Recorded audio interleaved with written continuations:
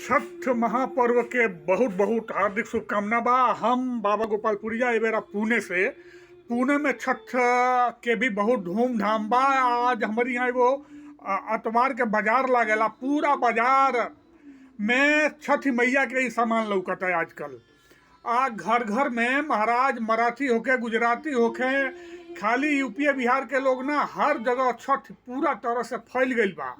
हम बताई रउरा के देखावत तनी अबे हई देखी कल्पना पटवारी जी के वो गाना चलत है हम अब हई जौन बा न पूरा घर वो तो धोइले बा। फल उल जौन आइल बा न अबे ई सब धोआई एक अच्छा तरह से धो धा के फेन सजावल जाई। हई तनी हई के सूप कहल जाला। सूप जौन बा न सूप बा आ ओकरी बाद हमें हई धराई सामान धराई आ ओकरी बाद फेन के लेके छठी मैया की लगे जाइल जाई। देखिए भाई छठी मैया यहाँ छत वो बनावल पड़ी। अब इनके सजावल जाई। सजा वजा के एकदम हई 2-3 बेर धोआ गई बा। हियाँ जो अंदर तई ना हियाँ पानी चालू हुई। अब बुझते पानी शहर में परेशानी बा, ताल तलैया बा नहीं, पोखरा नदी बा नहीं लग गए तो हई पानी चालू करके आ फेन हई में हई जो अंदर तई ना इमें कपड़ा ठूस के हई में पानी भर दिल जाई हवा, ताकि जे व्रती रही हुई हवा खा रही।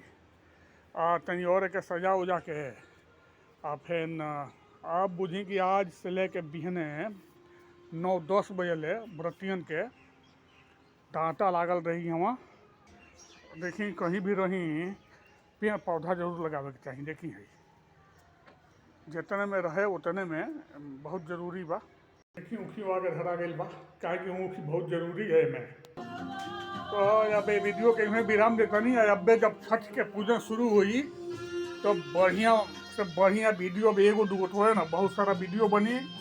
हम फिर से कहते नहीं बाबा गोपालपुरिया हम पुणे लोह गांव से यहाँ बहुत बाजार सज गई है। कुल 4-5 दिन पहले ही से सब सामान बुझी की मिलता यहाँ। कौनो चीज़ के जौन रउरा चाहिए फल फूल हर चीज़ उपलब्ध बा यहाँ। तो एक बार प्रेम से बोली जय छठी मैया आप सबके कल्याण करी। भगवान सूर्यदेव के कृपा रहुआ सब पर सदा बनल रहे। लेकिन हाँ फैन से कहब कि ये प्रकृति के त्यौहार है तो प्रकृति से ही हम जान के अस्तित्व बा। तो प्रकृति के संरक्षण जरूरी बा, प्रकृति के रूप में राखल जरूरी बा। यही के संगे हम बाबा गोपालपुरिया अपनी बाती के विराम देतानी। फैन से रहुआ सबके छठ के बहुत बहुत शुभकामना देतानी। जय जय जय छठी मैया।